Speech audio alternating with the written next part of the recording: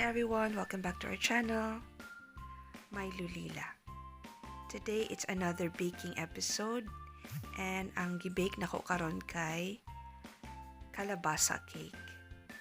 Tuha akong kalabasa cake nga na-bake, ang usa kay just plain kalabasa cake and ang usa kay with almond toppings. So nakapalit ko dako-dako nga kalabasa. And ang half ana akong gihimo og pinakbit, ang half kay akong luto og cake. Ang first kay ako siyang gipanitan, then gi-slice nako. Pwede i-cubes sa unsa imong gusto. Then akong gipabukal.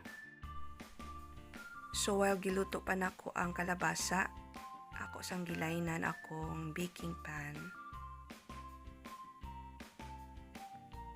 And then, i-drain lang ni nako ang tubig na iset aside pabugnawon sa nako. So, ang akong gibuhat kay mag-cream ko sa butter o sugar.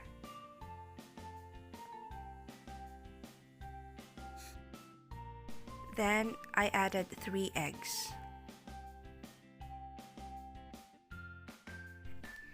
Then, gisagulan ako og cinnamon powder.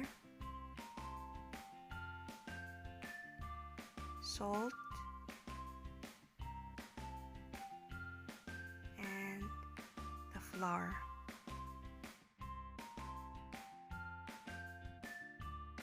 Then I added baking powder and baking soda. Then i-pour nako ang milk and i-combine lang nako before nako gi-add ang kalabasa. You can use a fork to mash it or blender to puree it. So mix it well, pero ayaw lang siya i-overmix.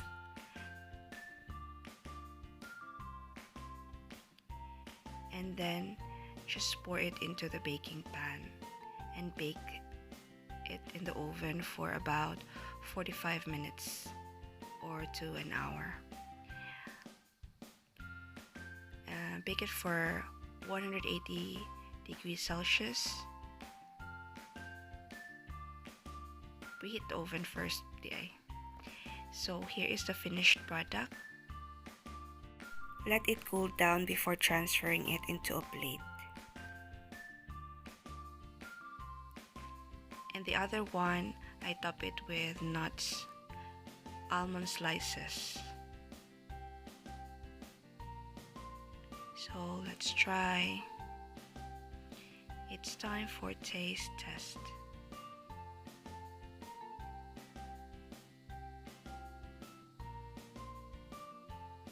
Soft kaayo siya. It looks good and it also tastes good.